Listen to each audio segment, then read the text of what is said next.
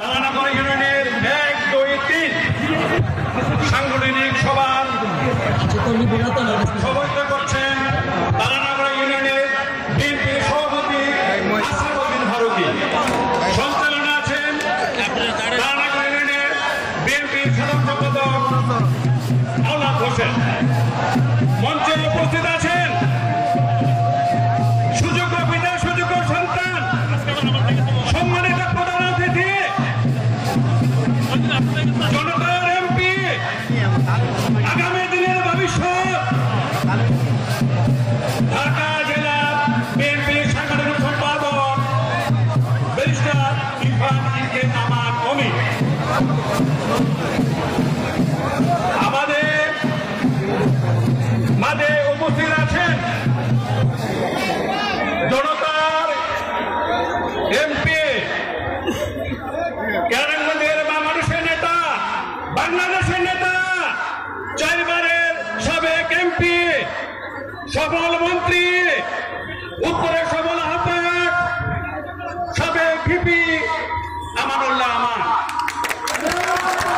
আমানুল্লাহ আমানের জন্ম না হলে কেরানীগঞ্জে রাস্তাঘাট, বিদ্যুৎ গেট, স্কুল কলেজ, হাট বাজার এত হতে পারত না। উনি যা করে গেছেন বিগত দিনে, এই বিগত দিনের অবৈধ সরকার, বিনামূল্যের সরকার, রাতের সরকার সংস্কার করতে পারে নাই। আগামী দিনে নির্বাচন হচ্ছে, সেই নির্বাচনে বিএনপি বিপুল ভোটে জয়লাভ করবে। আমাদের ভবিষ্যৎ ব্যারিস্টার অমিত এমপি হবে ইনশাল্লাহ। উনি এমপি হয় অবশিষ্ট কেরানীগঞ্জের দিয়ে আসলে যে কাজগুলো আছে উনি করবেন। এই অবৈধ সরকার আমলে 5 তারিখে স্বাধীন হয়েছে। এই অবৈধ সরকারের অবৈধ মামলায় আমাদের নেতা তখন জেলে ছিলেন।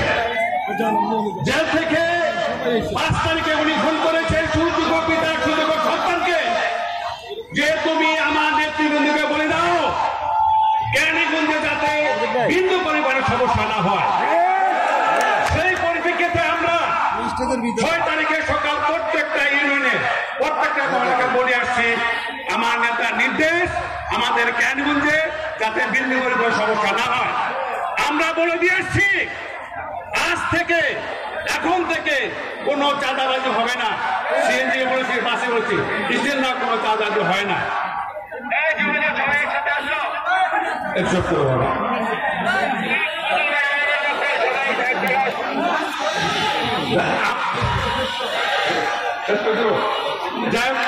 আমাদের আরো গণবক্তব্য কথা ছিল, সময় সাপেক্ষে জন্য বলতে পারলাম না, দুঃখিত। আমাদের 2 নেতা বক্তব্য দিবেন। ধন্যবাদ সবাইকে। প্লিজ এখন বক্তব্য রাখবেন